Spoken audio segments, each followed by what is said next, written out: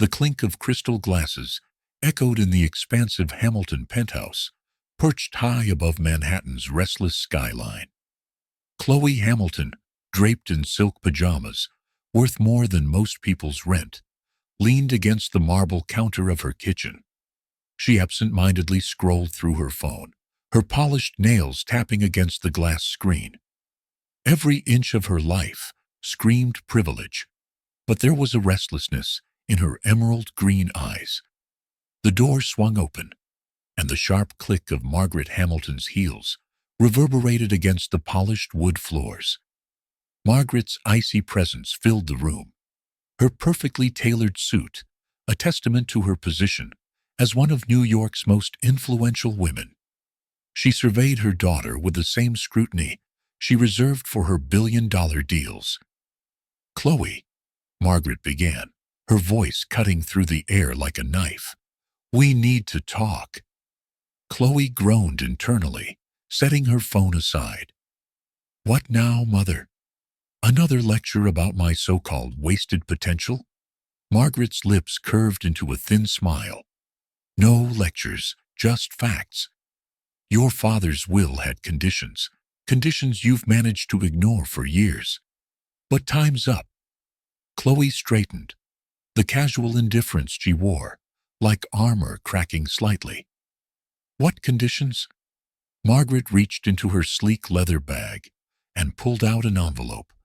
She slid it across the counter, her manicured nails lingering on its edge. "Your inheritance, the Hamilton fortune. It hinges on one thing: a legitimate and stable union." Chloe's laughter was instant and sharp, filling the room with incredulity. "You're joking." Margaret's cold gaze didn't waver. "I never joke about money." Chloe ripped open the envelope, scanning the stipulation with growing disbelief. "You're telling me I have to get married to access my own trust fund? Who even—" Margaret's smile didn't falter. "I'm not. The arrangements are already in motion. Marry him or lose everything. It's that simple." Chloe shoved the envelope back at her mother. "You can't force me to do this." Margaret leaned in, her eyes glinting with unspoken power. "Oh, Chloe, I think you'll find I can. You have 1 month to decide, or I'll make sure you don't even have the Hamilton name to fall back on." The weight of Margaret's words hung heavy in the room as Chloe stormed out, her silk robe billowing behind her. Her world had been upended, and for the first time in her life, the walls of her gilded cage felt suffocatingly real. But Chloe Hamilton wasn't one to back down.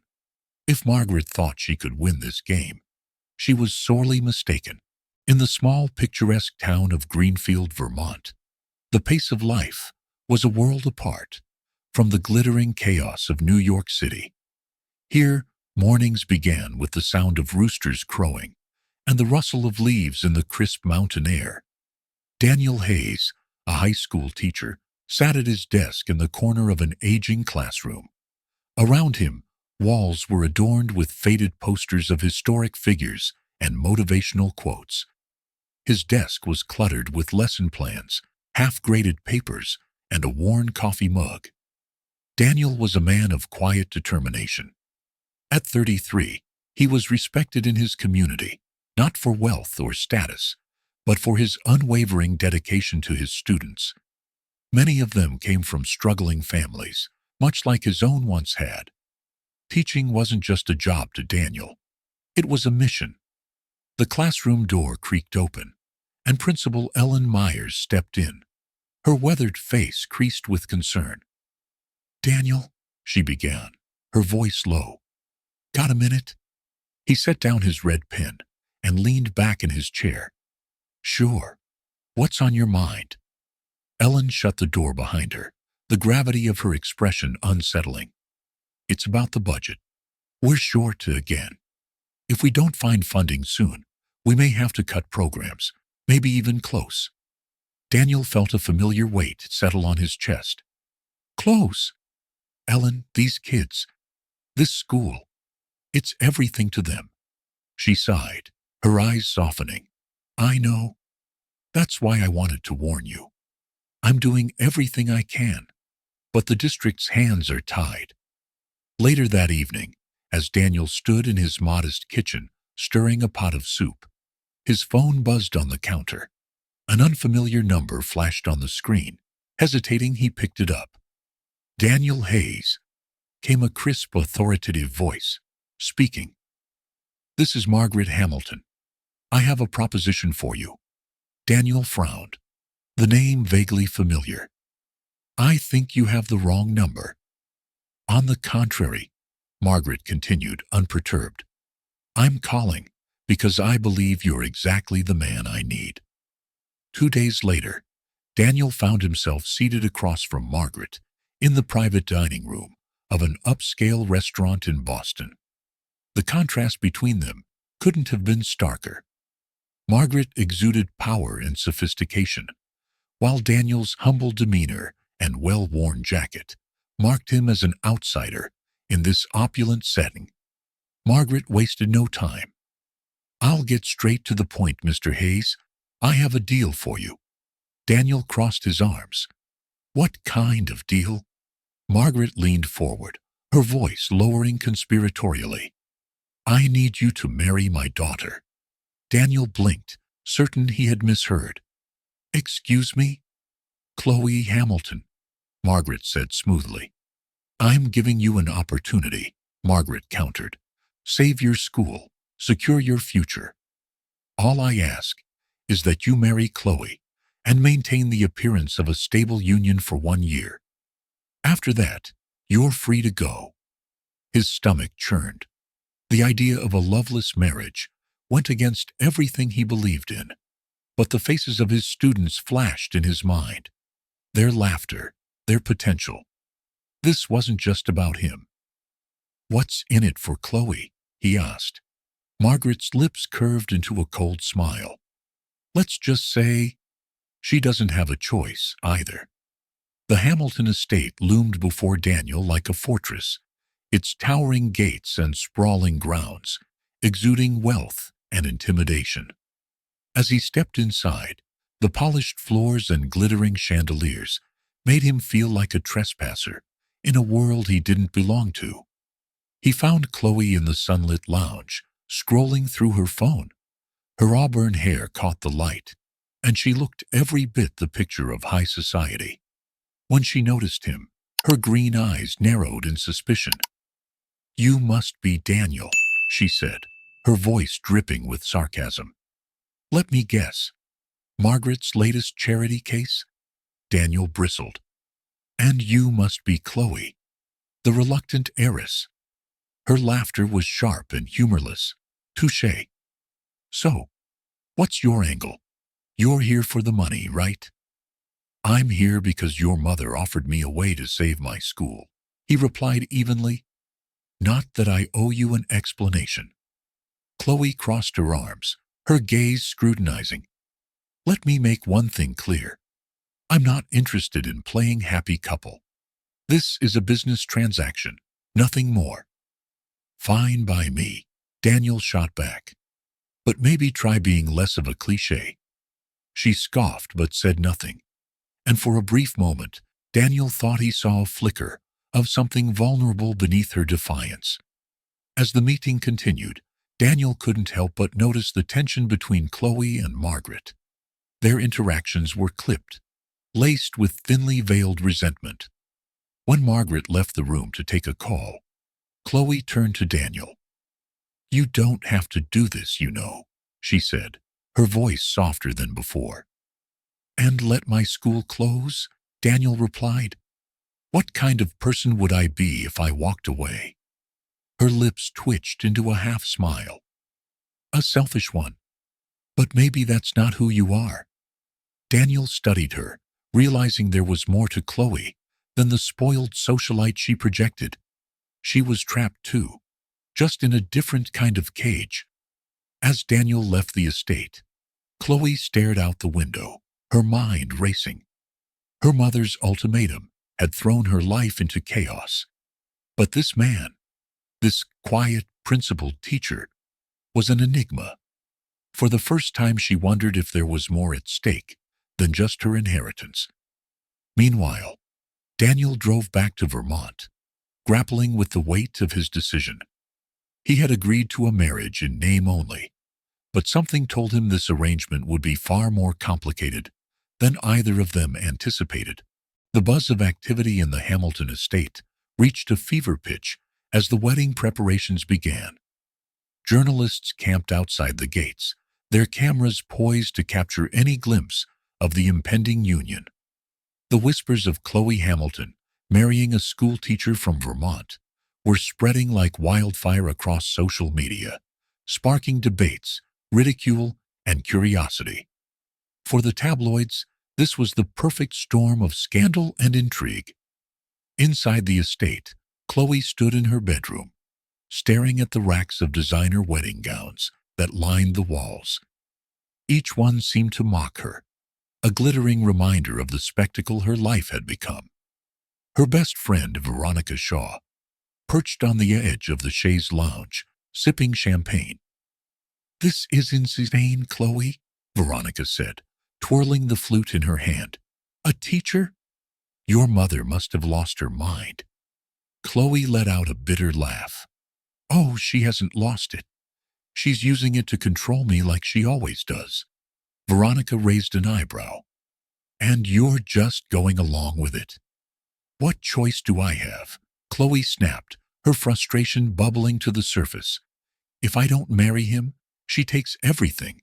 No trust fund, no estate, nothing." Veronica leaned back, her expression skeptical. "I don't know, Chloe. You've always found a way to outsmart her. Why not now?" Chloe turned to face her, her green eyes blazing with defiance. "Because this isn't just about money, Veronica. There's something she's hiding, something tied to my father's will." Meanwhile, Daniel Hayes sat in the study with Margaret Hamilton.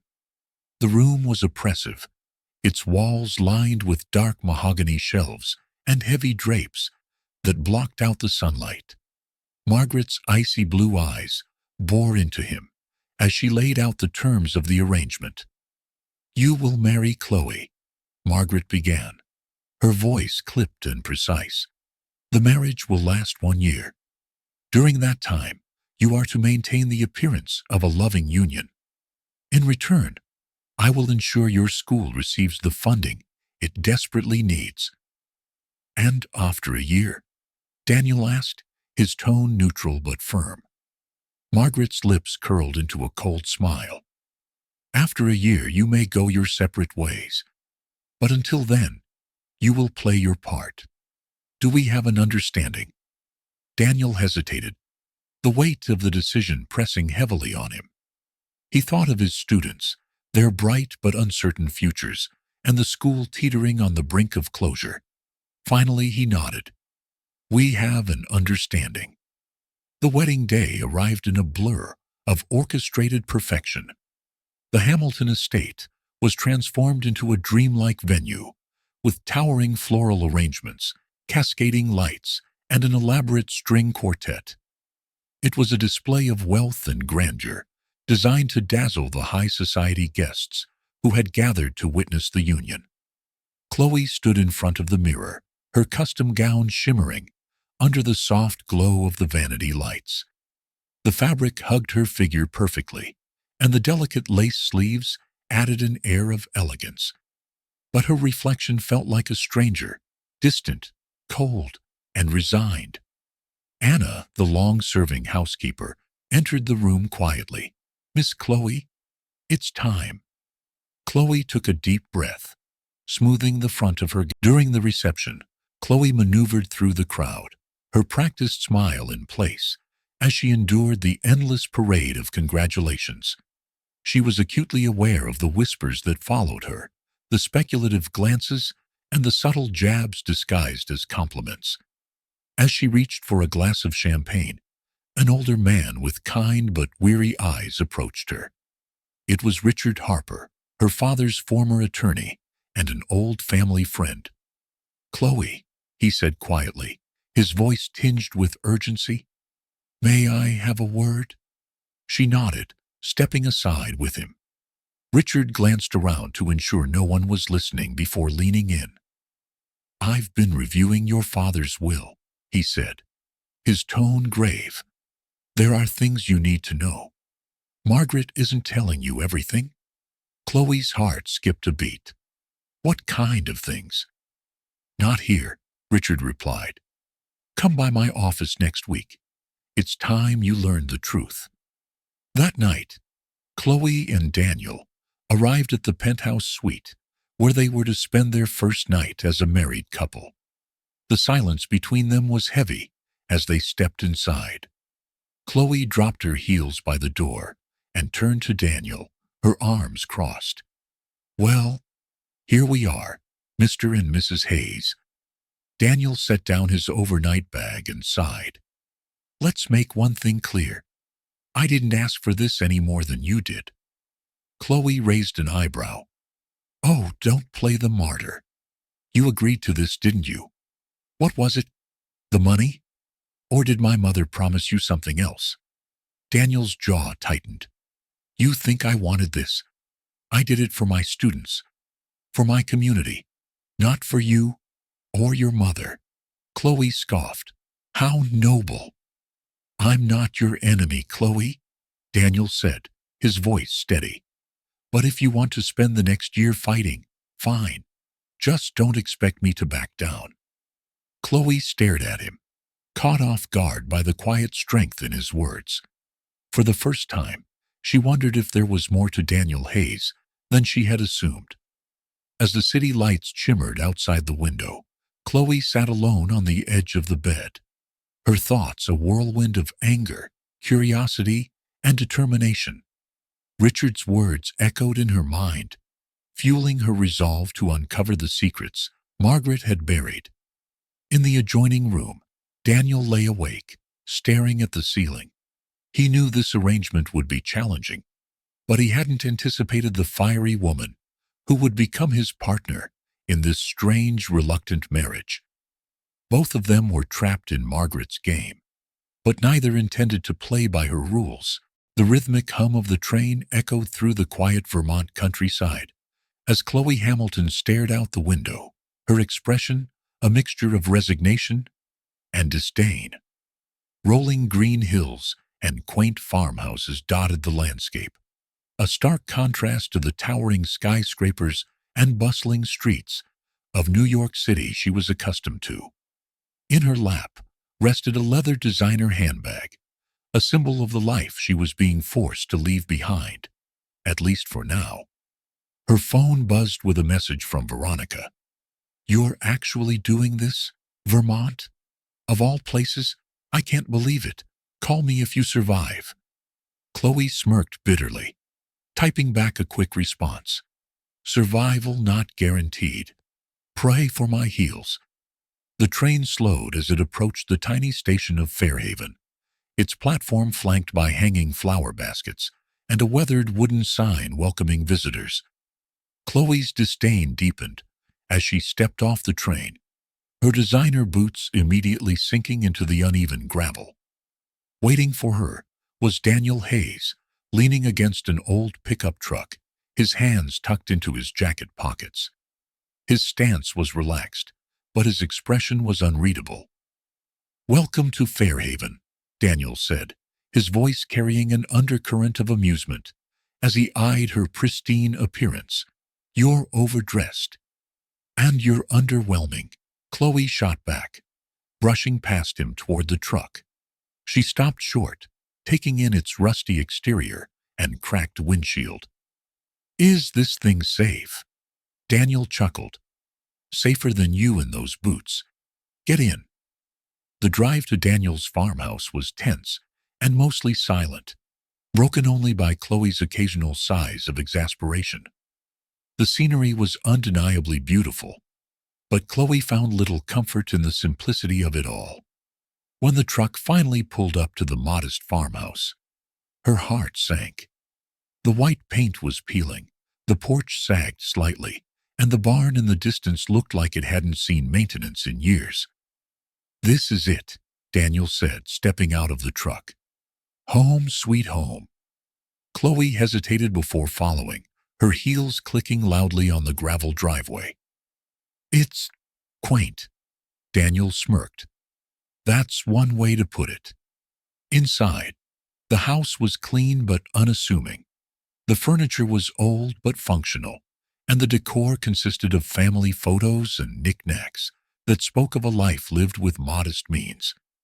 Chloe's designer luggage looked comically out of place against the worn wooden floors. I cleared out the guest room for you, Daniel said, gesturing toward a narrow staircase. Bathrooms down the hall. Try not to clog the pipes with whatever imported shampoo you brought. Charming, Chloe muttered, dragging her suitcase upstairs. The guest room was small, with a twin bed, a single dresser, and a window that overlooked the fields. A handmade quilt adorned the bed, its colors faded but vibrant with care. She sighed, sitting on the edge of the bed. What have I gotten myself into? The next morning, Chloe woke to the sound of a rooster crowing outside her window. Groaning, she rolled over and pulled the quilt over her head, wishing for the soundproof luxury of her penthouse.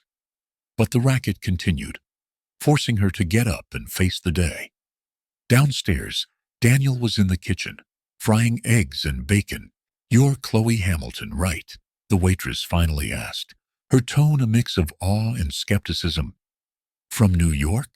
Yes, Chloe replied curtly, ignoring Daniel's smirk. Why? Just never thought we'd see someone like you around here, the waitress said before walking away. Someone like me, Chloe muttered under her breath, stabbing at her salad with a fork. Relax, Daniel said. They're just curious. Small towns don't get a lot of excitement. Well, I'm thrilled to be their entertainment, Chloe snapped. That evening, as the sun set over the fields, Chloe found herself sitting on the porch, nursing a glass of iced tea. The air was cool and filled with the sounds of crickets and distant frogs. Despite her frustrations, there was a serenity to the place that she couldn't deny. Daniel joined her, sitting on the steps with his own glass. For a while they sat in silence, the tension between them softened by the quiet beauty of the moment. Why do you do it? Chloe asked suddenly. The farm, the teaching, all of it. Daniel looked at her, his expression thoughtful. Because it matters. Because this farm has been in my family for generations.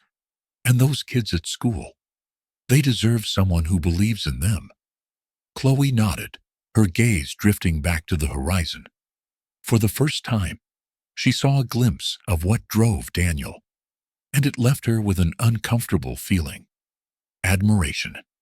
Later that night, Chloe unpacked her belongings, setting up her room as best as she could.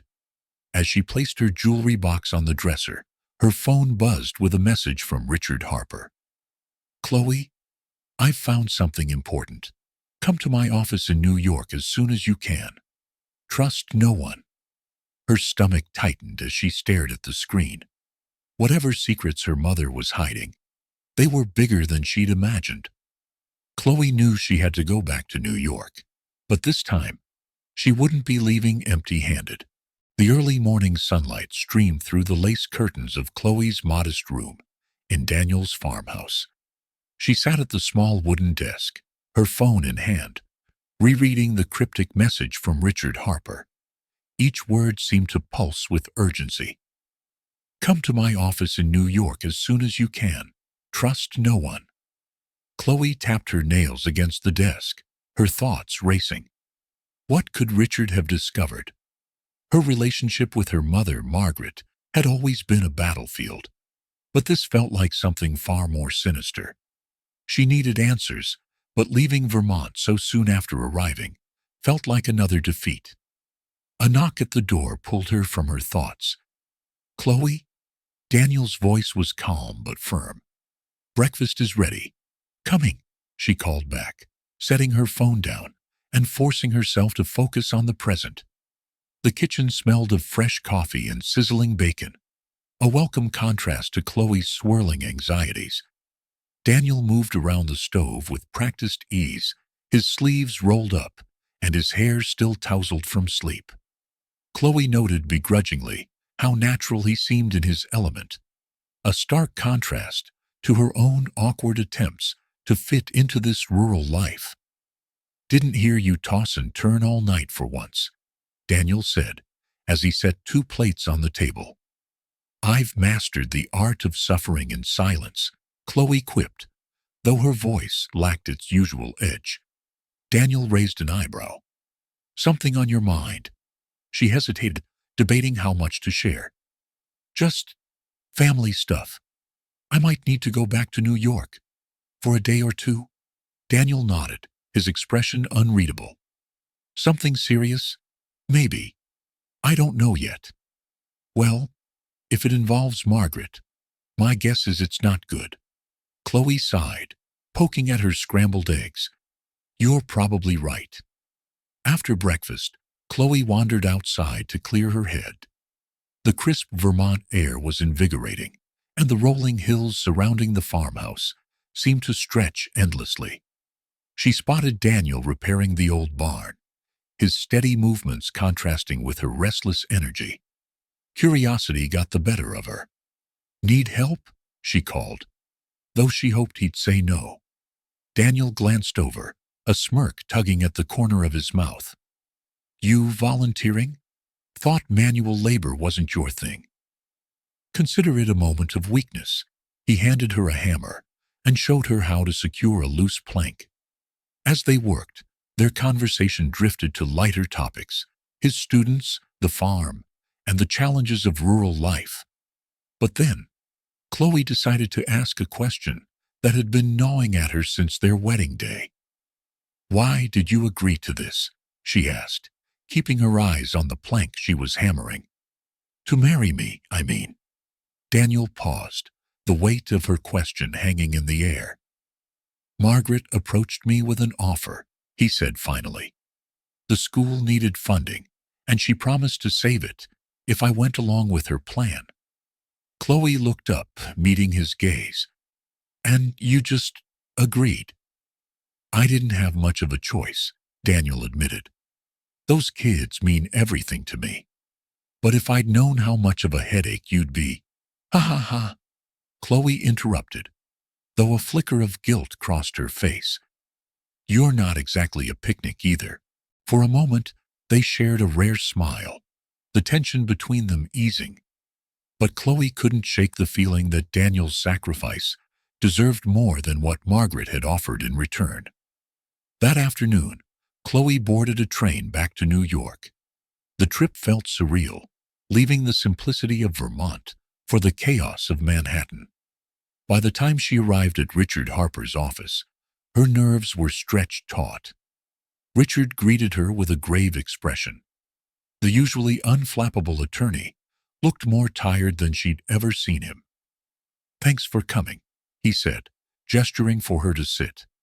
"I've uncovered something you need to see." He slid a thick folder across the desk. Chloe opened it, her eyes scanning the documents inside. The words blurred together at first, but as she pieced them together, her heart sank. "The trust fund," she murmured, her voice barely above a whisper. "Margaret manipulated the terms." Richard nodded. "Your father included a clause in his will stating that the fortune could only pass to someone in a stable, legitimate marriage. Margaret likely orchestrated your union with Daniel to maintain control. But that's not all." Chloe's breath hitched as Richard pulled out another document, a ledger detailing transactions between Hamilton Enterprises and a company responsible for Daniel's family losing their farm years ago. Her family's wealth wasn't just built on luxury and ambition. It was tangled in deceit and exploitation. "Does Daniel know about this?" Chloe asked, her voice trembling. "I don't think so," Richard replied. "But if he finds out, it could destroy whatever trust you're building with him." Determined to confront her mother, Chloe left Richard's office and headed straight to the Hamilton penthouse. The doorman greeted her with surprise, but didn't question her entry. Inside, the air was thick with the scent of fresh flowers, Margaret's signature touch. Margaret was seated in the living room, flipping through a magazine, as though she didn't have a care in the world. She looked up as Chloe entered, her icy smile as sharp as ever. "Well, this is a surprise," Margaret said, setting the magazine aside. "To what do I owe the pleasure?" "Cut the act," Chloe snapped, throwing the folder onto the coffee table. "I know what you've done." Margaret's expression didn't falter. "You'll have to be more specific, darling. The trust fund, the marriage, the fact that our family's empire is built on destroying people like Daniel's family." Margaret's smile faded, replaced by a steely glare. "You don't understand what it takes to maintain a legacy, Chloe. Sacrifices have to be made." "Sacrifices?" Chloe's voice rose. "You mean lies, manipulation, and ruining lives." Margaret stood, her presence towering despite her petite frame. The hum of the morning in Vermont was beginning to grow on Chloe. She still missed the rhythm of New York City, the constant movement, the vibrant sounds. But there was something grounding about waking up to the soft crow of a rooster and the rustling of trees outside her window. Today, however, felt heavier than usual. She stood by the kitchen window, staring out at the fields, while Daniel worked on repairing a fence in the distance. His movements were steady and efficient, but even from here, Chloe could see the strain in his shoulders. The tension from everything they'd uncovered about her family and their connection to Daniel's past weighed on them both. But today wasn't about her family drama. Today was about the school project, a chance for her to prove she could contribute something meaningful to Daniel's world. "Daniel," Chloe called as she walked out to where he worked. He glanced up, wiping sweat from his brow, and leaned against the fence post. "Morning, city girl," he said with a faint smirk. "You planning to supervise again, or actually help this time?" Chloe ignored the jab, taking a deep breath. "I've been thinking about the school, about your students. What if we organized a fundraiser to help with supplies?" Daniel raised an eyebrow, his expression skeptical. "A fundraiser?" "Yes." She crossed her arms, as if bracing for resistance. "You've said the school is underfunded. I can help with that. I know people, and I have experience organizing events." Daniel studied her, his skepticism softening into something closer to curiosity. "Why? What's in it for you?" Chloe hesitated, her resolve faltering for a moment. I need to feel like I'm doing something useful, and your students deserve better." Daniel considered her for a long moment before nodding. "Okay, but don't think this is going to be easy." "I wouldn't dream of it," Chloe said, a small smile tugging at her lips. The first step was gaining the trust of the school principal, Mr. Morgan, a reserved but kind man who had been skeptical of Chloe from the moment she arrived in town. Daniel arranged for the three of them to meet after school in the small, cluttered office that doubled as a storage space for old textbooks. "Miss Hamilton," Mr. Morgan said, adjusting his glasses as Chloe sat down. "Daniel tells me you have a plan to help the school."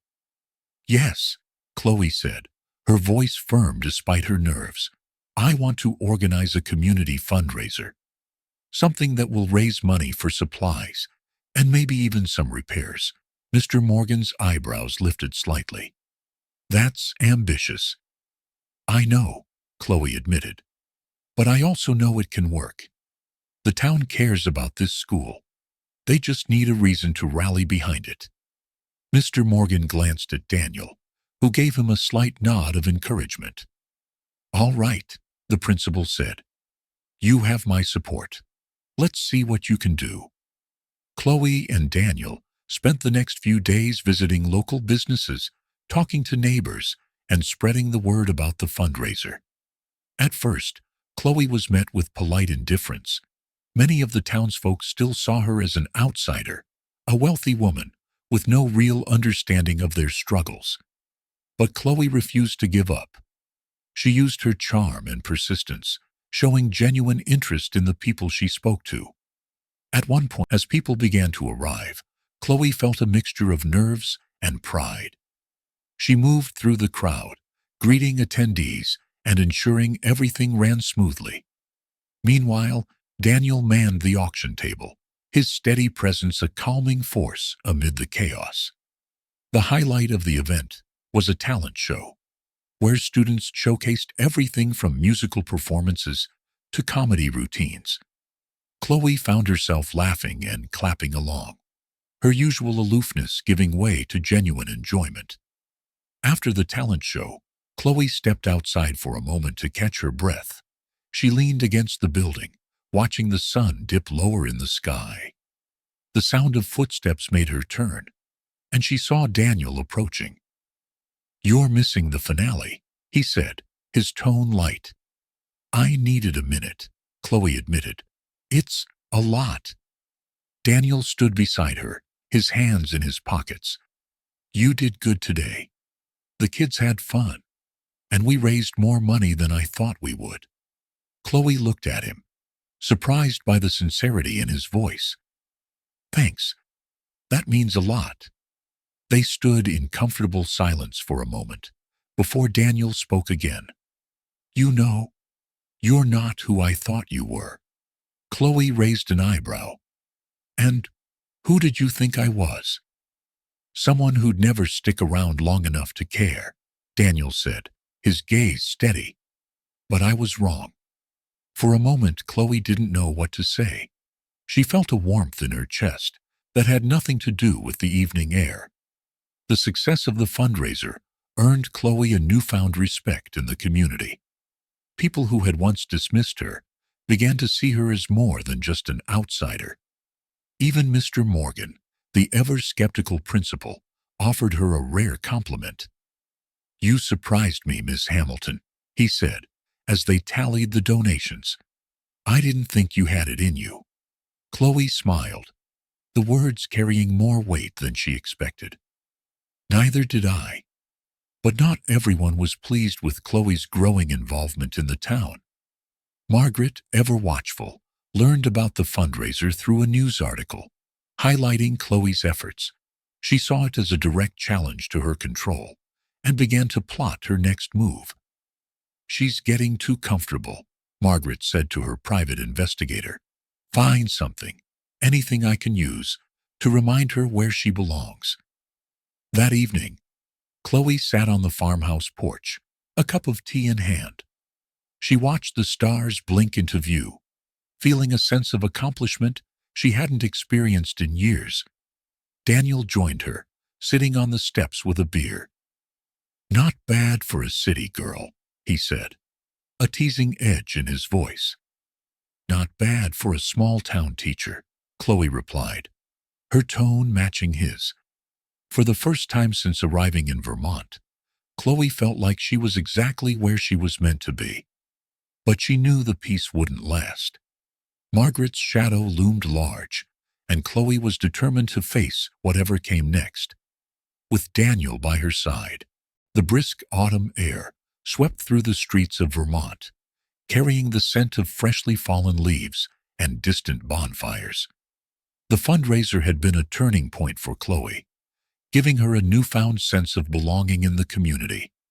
But just as she began to feel at home, a storm was brewing, one that threatened to uproot the fragile stability she had worked so hard to build. Miles away, in the heart of Manhattan, Margaret Hamilton sat in her lavish office, the city skyline serving as a backdrop to her calculated plotting. On her desk lay a detailed report from the private investigator she had hired to dig into Daniel's past.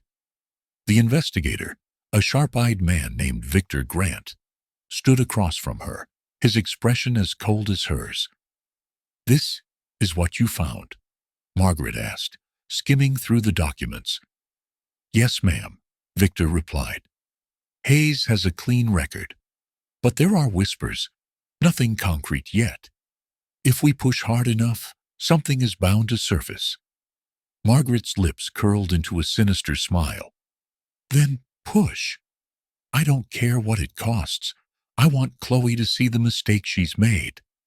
At the farmhouse, Chloe awoke to the sound of Daniel's truck rumbling down the gravel driveway. She peered out the window, catching a glimpse of him heading into town. Lately, Daniel had been quieter, his usual sarcastic humor replaced by a subdued seriousness. Chloe couldn't shake the feeling that something was bothering him. When he returned, she met him on the porch, holding out a mug of coffee. "You've been up early a lot lately," she said, her tone light but inquisitive. "Just handling some things," Daniel replied, avoiding her gaze. "Like what?" Chloe pressed, her concern growing. "Nothing you need to worry about," he said, brushing past her into the house. Chloe frowned, watching him go. She hated feeling shut out, especially after they had come so far in building trust. Determined to get to the bottom of it, she decided to dig a little deeper. Later that day, Chloe overheard a conversation at the local diner while picking up lunch for Daniel and herself. Two older women were seated at the counter, their voices low but sharp. "Did you hear about that teacher?" one of them whispered. "Apparently he's hiding something." "Hiding what?" the other asked, leaning in. "Not sure, but it doesn't sound good. People are saying he might not be as honest as he seems." Chloe felt her stomach twist. She paid for her order and hurried back to the farmhouse, her mind racing. If Margaret was behind the rumors, it was only a matter of time before the damage became irreparable. That evening, Chloe waited until Daniel had finished his chores before confronting him. He was in the barn, stacking hay bales when she walked in, her arms crossed. "We need to talk," she said firmly. Daniel sighed, setting down the bale he was holding. "About what?" "About whatever's going on with you," Chloe replied. "People in town are talking, Daniel. They're saying things that could ruin you." Daniel stiffened, his jaw tightening. "Let them talk. I'm not going to waste my energy on rumors." "But what if they're not just rumors?" Chloe countered. "What if my mother is behind this?" Daniel's expression darkened. "Your mother has done enough damage already. I'm not giving her the satisfaction of seeing me fall apart." Chloe stepped closer, her voice softening. "You don't have to do this alone, you know. Whatever she's trying to do, we can face it together." Daniel met her gaze, and for a moment, the tension between them eased. "Thanks, Chloe," he said quietly. "But some battles I have to fight on my own." Back in New York, Margaret was growing impatient.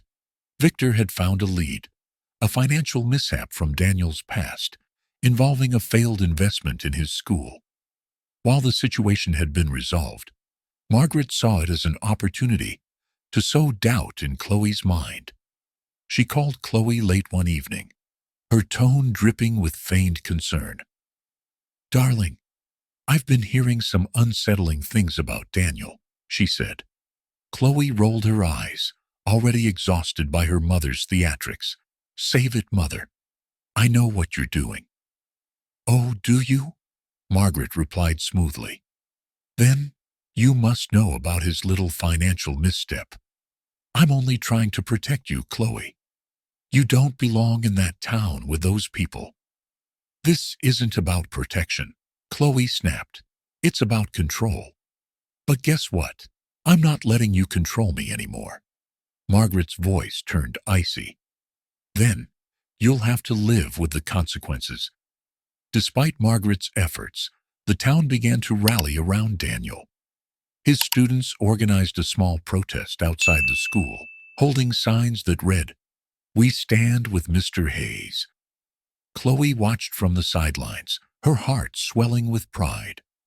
One of the students, a shy girl named Emily, approached Chloe. "Miss Hamilton, we want to do something to help." Mr. Hayes, the soft glow of dawn spread over the Vermont countryside, casting a golden hue across the rolling hills. At the Hamilton farmhouse, the usually serene morning was overshadowed by an air of tension. Chloe Hamilton sat at the kitchen table, the envelope from Victor Grant resting between her hands. Daniel Hayes stood nearby, his arms crossed as he leaned against the counter. "Whatever this is," Chloe said, breaking the silence, "it's not going to stop us." Daniel nodded, his eyes fixed on the envelope. "Let's open it and see what your mother is playing at this time." Chloe carefully tore the seal and unfolded the letter inside. Her hands trembled slightly as she read it aloud. The letter accused Daniel of being untrustworthy, citing his financial missteps and alleging he was using Chloe to elevate his status. Accompanying the letter were forged documents meant to further incriminate him. "This is low," Chloe said, her voice shaking with anger, even for her. Daniel placed a reassuring hand on her shoulder. "We knew she'd fight dirty. But now, we have proof she's escalating. We can use this against her." Later that day, Chloe and Daniel met with their lawyer, Grace Whitmore, at her office in town. Grace, a sharp and no-nonsense woman in her 40s, reviewed the documents with a frown. "This is clearly fabricated," Grace said, tapping one of the papers. "But it won't stop her from causing trouble. If these get leaked to the press, it could damage Daniel's reputation, and yours by association." "What can we do?" Chloe asked. Grace leaned back in her chair, her fingers steepled. "We go on the offensive. If Margaret wants to play dirty, we need to be ready to expose her lies, with hard evidence. Do you have anything that directly ties her to this scheme?" Chloe hesitated, then pulled out the folder she had received earlier. "I found these. They link her to illegal dealings tied to the Hamilton estate." Grace's eyebrows lifted as she examined the folder. "This is a good start, but we'll need more. We need something irrefutable." Meanwhile, in New York, Margaret was preparing her next strike. Seated in her luxurious penthouse, she reviewed reports from Victor Grant. Her icy demeanor was unshaken as she sipped her morning espresso. "They're holding up better than I expected," Margaret remarked, "but no one stands against me for long." Victor shifted uncomfortably in his seat. "They've got Grace Whitmore on their side. She's no pushover." Margaret smirked. "Whitmore is nothing compared to the resources I have at my disposal. Keep the pressure on. Find something, anything, they can't deny." Victor nodded, but a flicker of doubt crossed his face. Margaret noticed, but chose to ignore it. Her focus was entirely on dismantling Chloe and Daniel's resolve. Back in Vermont, Chloe and Daniel's efforts to counter Margaret's schemes gained momentum when an unexpected ally came forward. At a community gathering to discuss the recent rumors, a man named Henry Parker stepped forward. Henry, a former employee of the Hamilton estate, revealed he had evidence of Margaret's past manipulations. "I worked for your father for 15 years, Henry said, addressing Chloe. "When he started getting sick, I noticed some unusual activity with the accounts. Margaret was moving money around, and I knew something wasn't right, but I was too scared to say anything." Chloe's eyes widened. "Do you still have those records?" Henry nodded. "I kept copies. I couldn't bear to throw them away, knowing what she was doing." With Henry's records and Chloe's existing evidence, their case against Margaret began to take shape. Grace was thrilled when she reviewed the new material. "This is the kind of ammunition we need," she said. "If we play this right, Margaret won't have a leg to stand on." As the fight against Margaret intensified, Chloe and Daniel found solace in their growing partnership. One evening, after a particularly long day of strategizing with Grace, they sat on the porch, watching the sunset. You know, Chloe said, breaking the comfortable silence, I never imagined myself here, fighting this battle, living in Vermont, falling for someone like you. Daniel chuckled softly. Someone like me? What does that mean? Chloe turned to him, her green eyes reflecting the fading light. Someone who challenges me. Someone who sees through all the walls I put up. Daniel reached for her hand, his touch warm and grounding. I think you're stronger than you give yourself credit for, Chloe. And I don't just mean against your mother. I've seen you with the kids at the school, with the people in town. You have a way of making people believe things can get better. For the first time in a long while, Chloe felt truly seen. The calm was short-lived. A few days later, Margaret struck back with a media smear campaign. Articles appeared online, accusing Daniel of exploiting his students for personal gain and portraying Chloe as a spoiled heiress out of touch with reality. The headlines were brutal. Teacher or opportunist? Daniel Hayes' true intention. The farmhouse was unusually quiet the morning after the package arrived. Chloe Hamilton sat in the living room, the USB drive still clutched in her hand, replaying the video in her mind. Her father's voice echoed, filled with anger and betrayal, as he confronted Margaret. The abrupt ending left a knot in her stomach. This changes everything, Chloe murmured, her green eyes distant. Daniel Hayes sat across from her, his calm demeanor masking his own unease. It confirms what we've suspected all along, but it also raises more questions. Who sent it? Chloe asked. And why now? Before either could speculate further, their lawyer Grace Whitmore called. Chloe, Daniel, I've reviewed the contents of the USB. This is a goldmine. It's admissible in court and could dismantle Margaret's credibility completely. Chloe sighed. But it's incomplete. The video cuts off before we know exactly what happened. Grace's tone was reassuring. Even so, the context is damning. Combine this with the evidence we already have, and we can force her hand. Across the country in New York, Margaret Hamilton was seething. She paced her penthouse, her sharp heels clicking against the marble floor, as Victor Grant detailed the latest developments. They have the video, Victor admitted, avoiding her icy glare. And the town's support for Chloe is growing stronger. Margaret's voice was venomous. I don't care what it takes.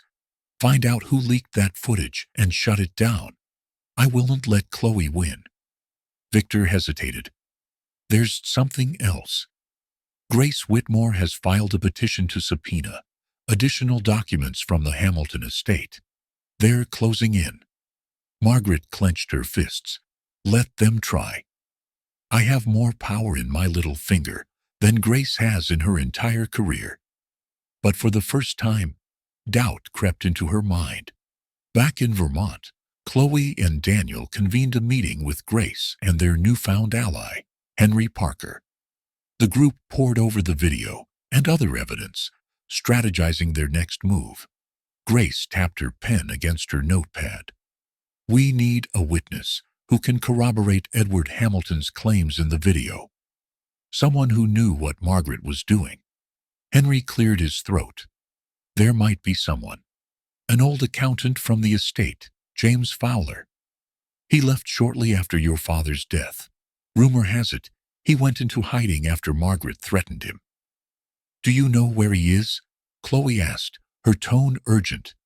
Henry nodded. I think I can track him down. Meanwhile, the town of Bradford rallied behind Chloe and Daniel. The smear campaign Margaret had launched was losing traction thanks to Chloe's transparency and Daniel's unwavering dedication to the school. At a town hall meeting, Chloe stood before a packed room. Her voice was steady, though emotion bubbled beneath the surface. I've spent my life surrounded by wealth and power, she began. But it took coming here, to this town, to realize what really matters. Community, integrity, Justice? That's what we're fighting for. Not just for ourselves, but for everyone Margaret Hamilton has hurt. The room erupted in applause, and Chloe felt a flicker of hope. The people she once thought would never accept her were now her strongest allies. Margaret, sensing her control slipping, escalated her efforts. She leaked doctored financial records, suggesting Chloe had misused Hamilton funds. The media pounced on the story, casting doubt on Chloe's intentions. Daniel found Chloe sitting on the porch, staring at her phone, the headlines glaring back at her.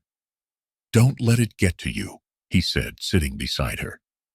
"She's trying to destroy everything I've worked for," Chloe replied, her voice breaking.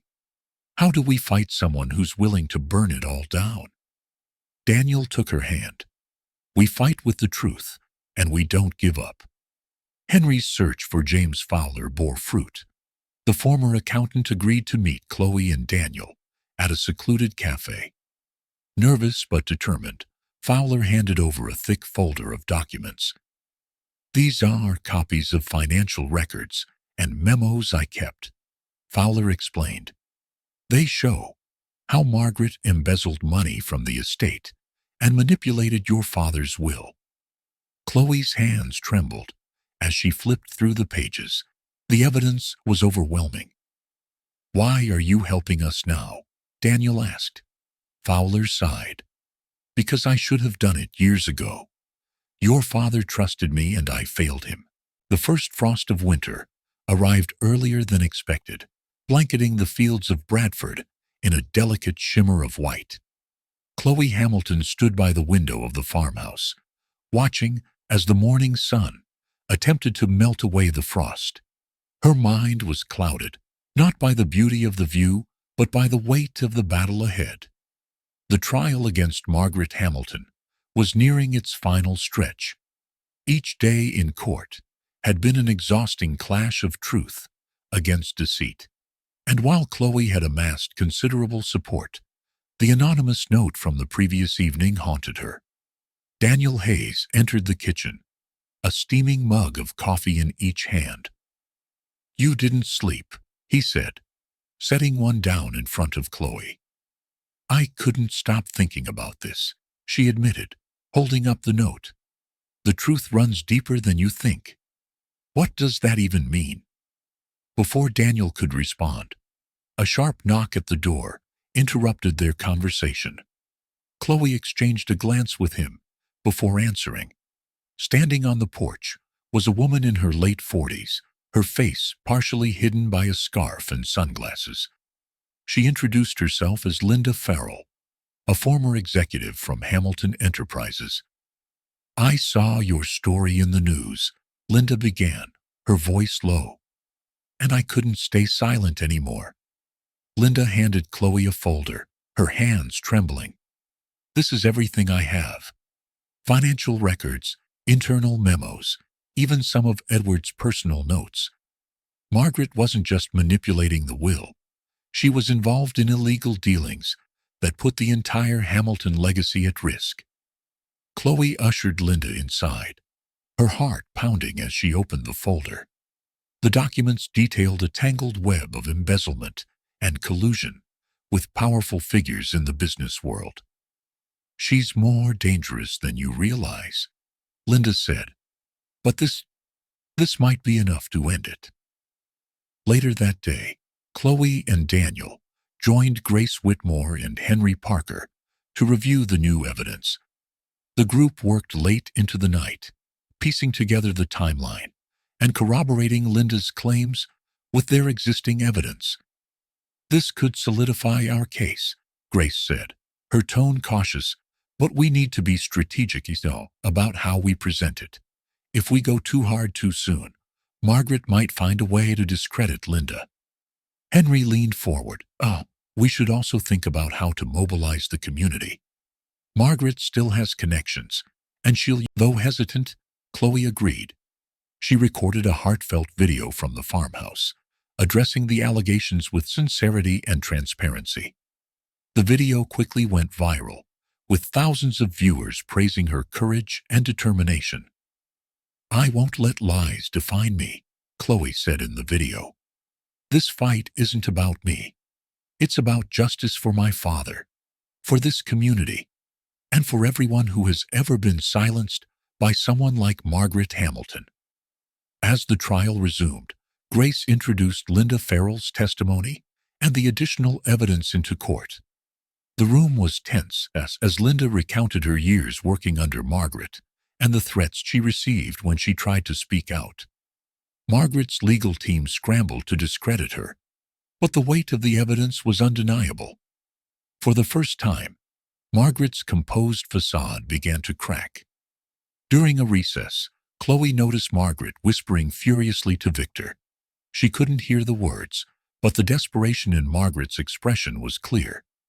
Later that evening, Chloe received another message, this time from an anonymous email address. The subject line read, "It's not just Margaret." Attached was a document implicating other high-ranking executives in Hamilton Enterprises, suggesting that Margaret wasn't acting alone. Chloe's stomach churned as she realized the battle might be far from over. The next day, Chloe and Daniel sat side by side in the courtroom as Grace presented the new findings. The revelations sent shockwaves through the room, and the media frenzy outside reached new heights. Margaret's lawyer attempted to object, but the judge allowed the evidence to be admitted. The tide was turning, and everyone in the courtroom could feel it. During her testimony, Chloe spoke with conviction. She detailed the impact of Margaret's actions on her father's legacy, her own life, and the community of Bradford. "This isn't just a legal matter," Chloe said, her voice unwavering. "It's a moral one. My father believed in integrity, in doing what was right, even when it was hard. That's what we're fighting for." As the trial neared its conclusion, Victor Grant made a move of his own. He leaked a fabricated story, suggesting that Chloe and Daniel's marriage was a sham designed to manipulate public sympathy. The story gained traction, forcing Chloe and Daniel to confront the issue head-on. Rather than deny the claim outright, Chloe and Daniel hosted a public Q&A at the school, allowing the community to ask them anything. Their honesty and vulnerability won over even their harshest critics, and the fabricated story quickly lost steam. On the final day of the trial, the judge announced that a decision would be rendered the following week. As Chloe and Daniel left the courthouse, a figure approached them in the parking lot. It was James Fowler. "I have something else you need to see," he said, handing Chloe a sealed envelope. This will change everything." Chloe's heart raced as she clutched the envelope. "What is it?" Fowler hesitated. "The real reason your father changed his will." The sealed envelope James Fowler handed Chloe felt heavier than it should have, as though the weight of her father's secrets was tangible. Sitting in the quiet kitchen of the farmhouse later that evening, Chloe hesitated. Daniel sat across from her, his steady presence grounding her swirling thoughts. "What do you think it is?" she asked, her voice barely above a whisper. Daniel reached for her hand.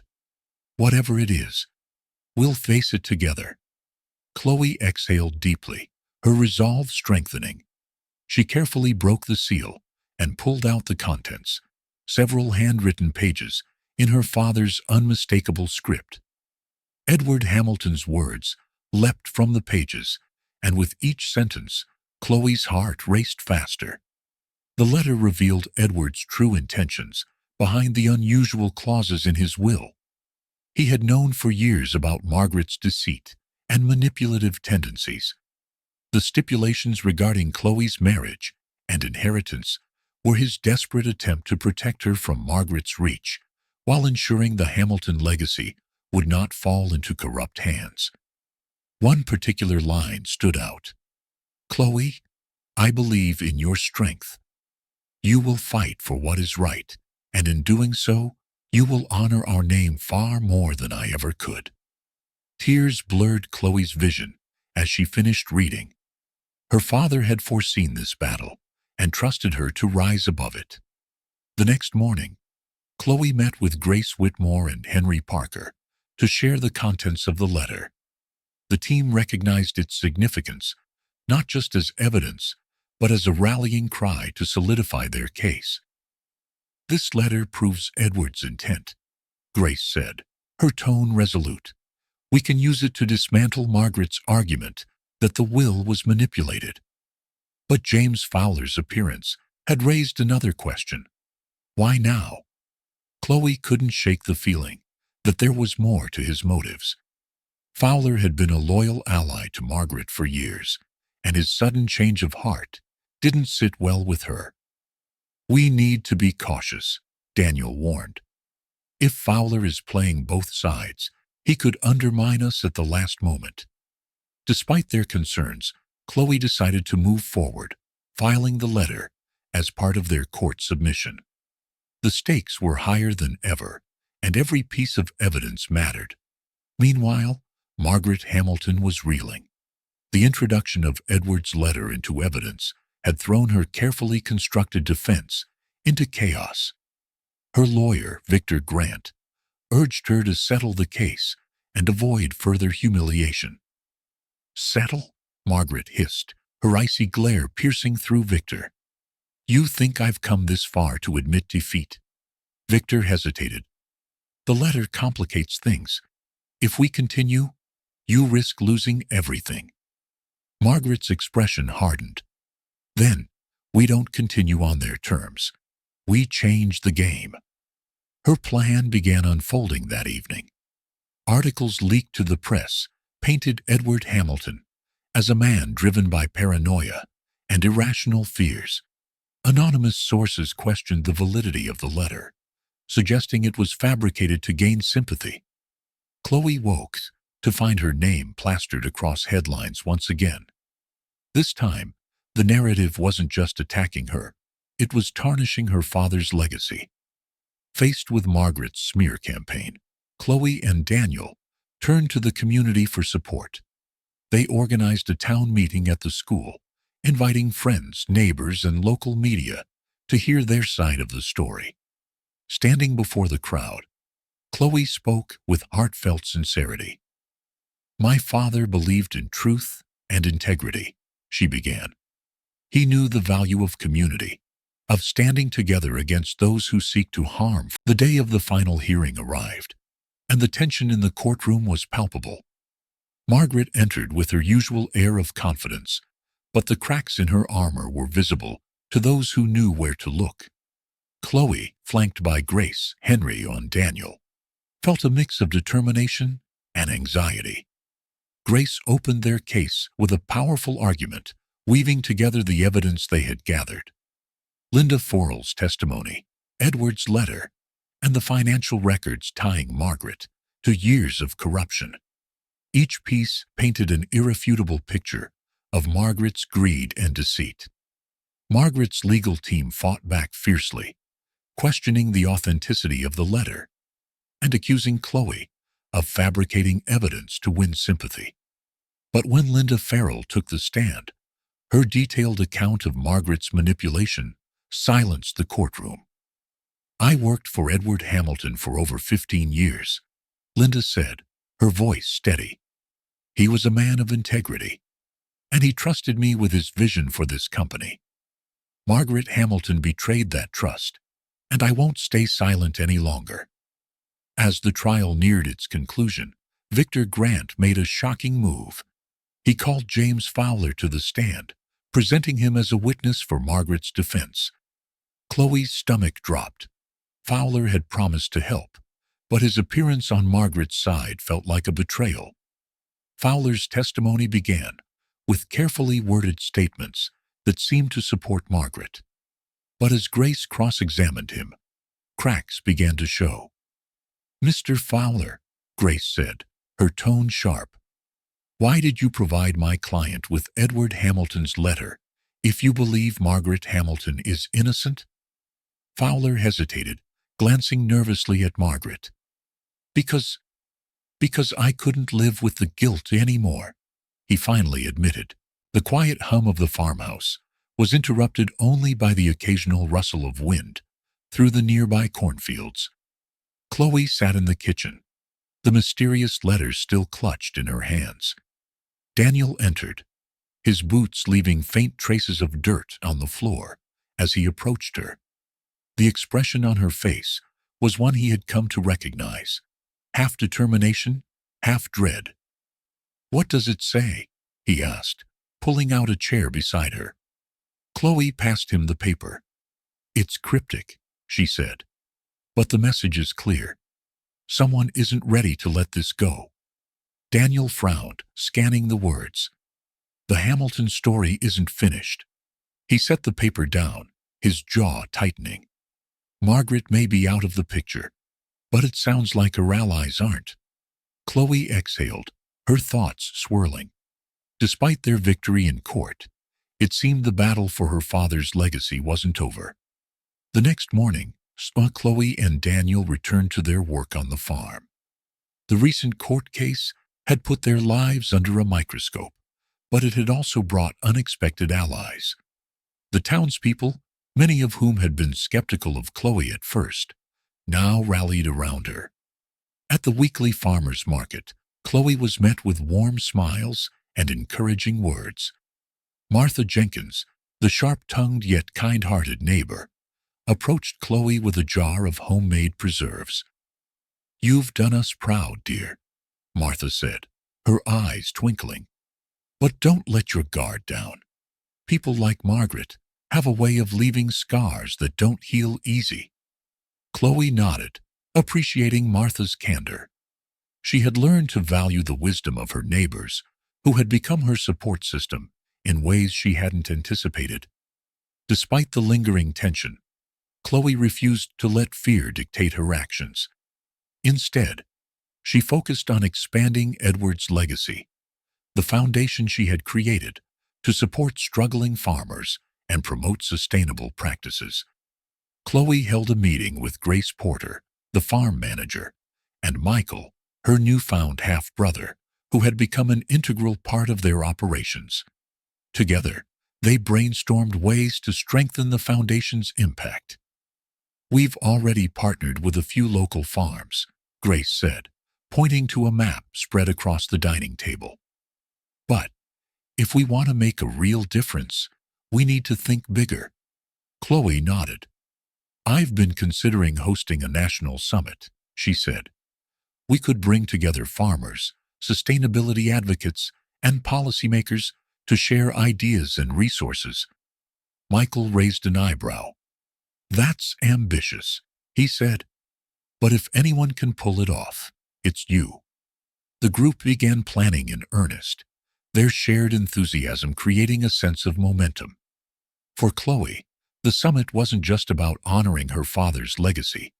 It was a way to ensure Margaret's influence wouldn't overshadow the good they were trying to accomplish. As plans for the summit took shape, Chloe and Daniel couldn't ignore the subtle signs that someone was watching them. On more than one occasion, Chloe noticed a black car idling near the edge of the farm's property. Daniel discovered tire tracks leading to the barn, though nothing appeared to be missing.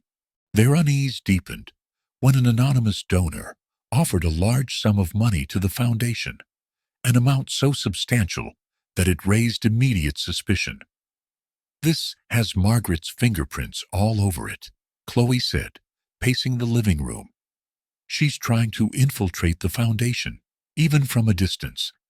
Daniel crossed his arms, his expression grim. "Then we return the money. We don't need her tainted support." Chloe agreed, but the incident served as a reminder that Margaret's reach extended further than they had anticipated. One evening, Chloe and Daniel sat on the porch, the fading light casting long shadows across the fields. The weight of recent events hung heavy between them. "I've been thinking," Chloe began, her voice hesitant, "about what comes next." Daniel turned to her, his brow furrowed. "What do you mean?" She hesitated before continuing. "We've worked so hard to build something here, but I can't shake the feeling that there's still more I need to do. Beyond the farm, Beyond this town, Daniel's expression softened. You're talking about the foundation. Chloe nodded. I want to make sure it has the reach and resources it needs to thrive. But I don't want to lose what we've built here either. Daniel reached for her hand, his calloused fingers wrapping around hers. Whatever you decide, I'll support you. We'll figure it out together. Months of planning culminated in the launch of the first Edwards Legacy National Summit. Held at a convention center in Vermont, the event drew hundreds of attendees from across the country. Farmers, activists, and policymakers gathered to discuss innovative solutions to the challenges facing modern agriculture. Chloe delivered the keynote address, her voice steady as she spoke of her father's vision and the importance of preserving family farms. This summit isn't just about sharing ideas, she said. It's about creating a community, a network of people who believe in the power of sustainable farming to transform lives. The crowd erupted in applause, and Chloe felt a deep sense of fulfillment.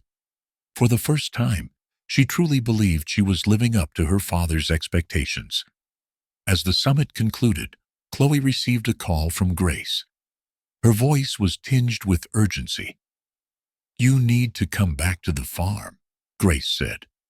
Someone broke into the morning sunlight spilled through the windows of the farmhouse, casting warm hues on the kitchen table, where Chloe and Daniel sat, poring over maps and documents. The message Chloe had received the previous night loomed over them like a storm cloud. We can't ignore this, Chloe said, her voice resolute. Whoever sent it knows something we don't.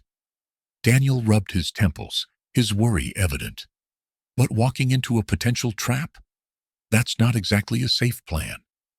Chloe met his gaze, her eyes unwavering. Safe isn't an option anymore. If there's a chance this leads to answers about Margaret's lingering influence, we have to take it. The mysterious rendezvous was set for a diner on the outskirts of town. Chloe and Daniel arrived early, scanning the parking lot for any signs of trouble. The hum of a car engine and the clink of dishes inside the diner added to the tension. A woman in her late 50s approached their booth, her face partially obscured by a wide-brimmed hat. Her piercing blue eyes darted around the room before she slid into the seat across from them. I'm Sarah Warren, she introduced herself. I used to work for Margaret Hamilton. Chloe tensed, her mind racing. Why are you here? Sarah leaned in, her voice barely above a whisper. Margaret wasn't working alone. She had a network, a group of powerful people who benefited from her schemes.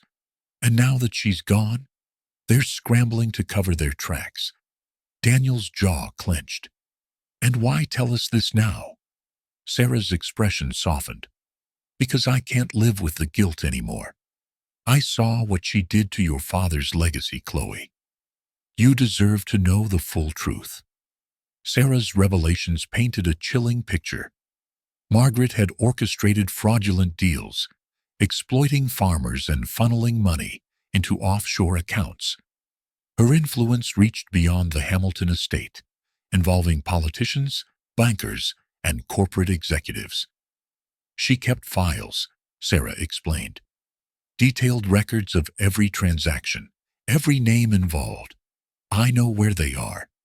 Chloe felt a surge of hope, tempered by skepticism. Why would you help us? Sarah's eyes welled with tears.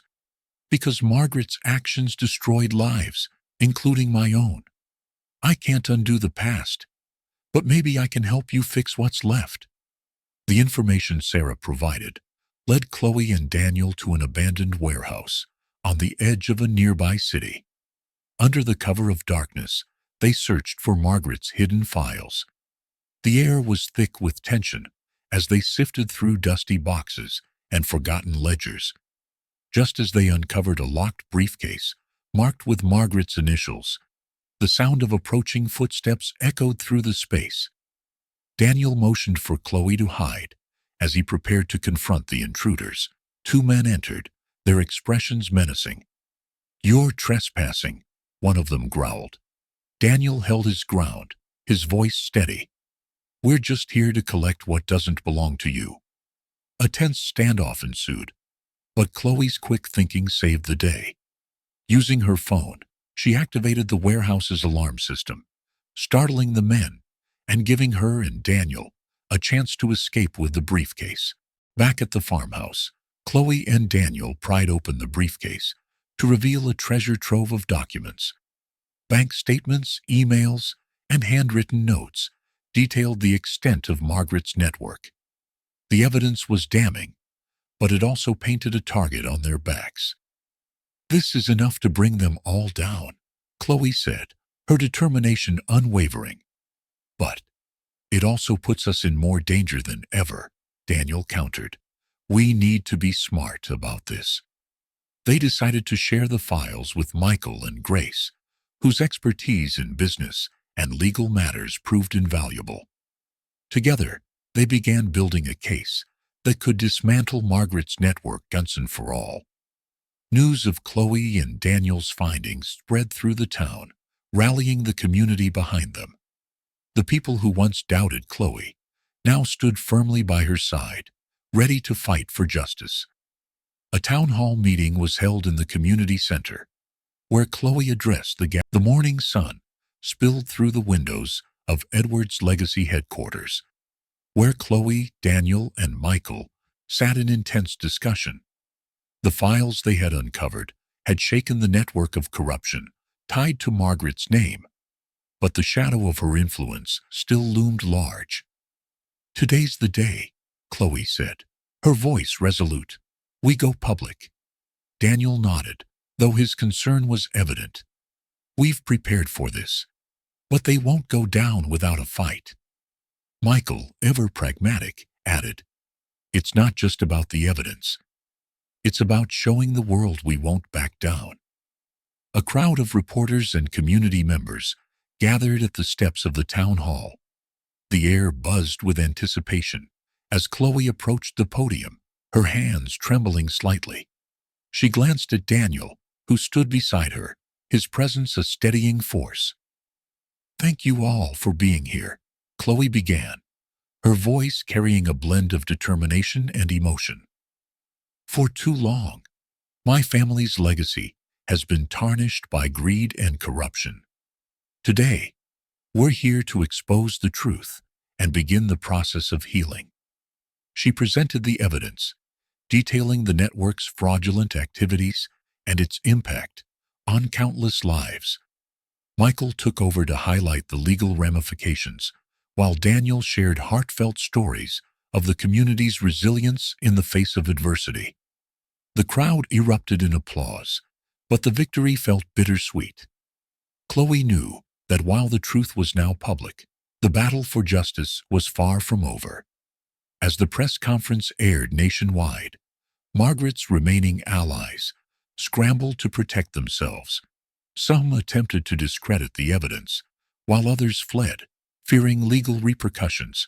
However, one final blow came from Margaret herself. From her prison cell, Margaret released a statement through her lawyer, accusing Chloe of fabricating evidence and using the situation to elevate her public image. The statement was broadcast widely, sparking debates in the media. Chloe watched the news in silence, her hands clenched into fists. "She's still trying to control the narrative," she muttered. Daniel placed a hand on her shoulder. "Let her talk. The truth is on our side." As Chloe navigated the fallout from the press conference, she received devastating news. Margaret's manipulations had taken a toll on someone she held dear. Martha Jenkins, their elderly neighbor, who had become a motherly figure to Chloe. Martha had suffered a stroke after hearing about the intensified media attacks. Chloe rushed to the hospital, where she found Martha weak but smiling faintly. "You've done so much, dear," Martha whispered, her voice barely audible. "I'm proud of you." Tears streamed down Chloe's face. "I couldn't have done it without you, Martha." You gave me the courage to fight." Martha's passing later that night left a void in the community. At her funeral, Chloe delivered a heartfelt eulogy, vowing to continue fighting for the values Martha had stood for: honesty, compassion, and resilience. Despite the emotional loss, Chloe and her team pressed on. The court case against Margaret's network gained traction, with whistleblowers and community members stepping forward to testify. However, Margaret's allies struck back by targeting Edward's legacy. One evening, Chloe and Daniel discovered that their foundation's accounts had been frozen due to a fraudulent lawsuit claiming mismanagement of funds. The timing was suspicious, and all signs pointed to Margaret's remaining allies. "We can't let this derail us," Chloe said, her voice firm. "They want us to give up. We won't." Word of the lawsuit spread, and the community quickly rallied around Chloe and Daniel. Farmers, neighbors, and even former skeptics donated time, money, and resources to keep Edward's legacy operational. At a town hall meeting, Marcus Hayes, the young farmer who had been inspired by Chloe, stood up to speak. "Chloe and Daniel have fought for us every step of the way. It's our turn to fight for them." The room erupted in applause, and the momentum of support lifted Chloe's spirits. The day of the final court hearing arrived. Chloe and her team entered the packed courtroom, where Margaret's allies sat on one side, their expressions cold and calculating. Chloe's heart raced as the proceedings began, but Daniel squeezed her hand, grounding her. The case was intense, with both sides presenting evidence and testimonies. Chloe took the stand, speaking passionately about her father's legacy and the community's resilience. "This isn't just about money or power," she said, her voice breaking with emotion. "It's about doing what's right. My father believed in help." The air was crisp with the promise of spring, as Chloe and Daniel stood at the entrance of Edward's legacy headquarters. The past months had been grueling, but the light at the end of the tunnel was finally visible. The community was thriving. The foundation was gaining national attention, and for the first time in years, Chloe felt a sense of pride in her life's direction. But the ominous message from the previous chapter lingered in her mind. This isn't the end. She hadn't told Daniel yet, wanting to shield him from further stress. Today wasn't the day for worry. It was the day for progress. The foundation had expanded its reach, with partnerships formed across the state to provide resources for underprivileged communities. Schools, farms, and small businesses were thriving under the grants and programs Edward's legacy now offered. Chloe had become a respected figure in the philanthropic world, often sought after for her insight on ethical business practices. Daniel, too, had found his stride. The school he once fought to save had become a model institution, inspiring similar transformations across rural areas. His students thrived under his mentorship, and his passion for teaching was reignited. The foundation's success culminated in an invitation to a prestigious philanthropy summit in Washington, D.C. Chloe was hesitant at first, wary of stepping into the national spotlight, but Daniel encouraged her. "This is your moment, Chloe," he said. "One evening over dinner. Your father's legacy deserves to be celebrated." The summit was a turning point. Chloe's keynote speech, centered on the importance of community-driven change, received a standing ovation. Reporters clamored for interviews, and donors flocked to support Edward's legacy. Back in Vermont, Chloe and Daniel prepared for their most ambitious project yet, a comprehensive training program for aspiring community leaders. The initiative aimed to empower individuals to identify and address challenges in their own towns, fostering sustainable growth nationwide. The unveiling event was held in the town square, with local residents, journalists, and political figures in attendance. Chloe stood on the stage, her voice steady and confident as she addressed the crowd.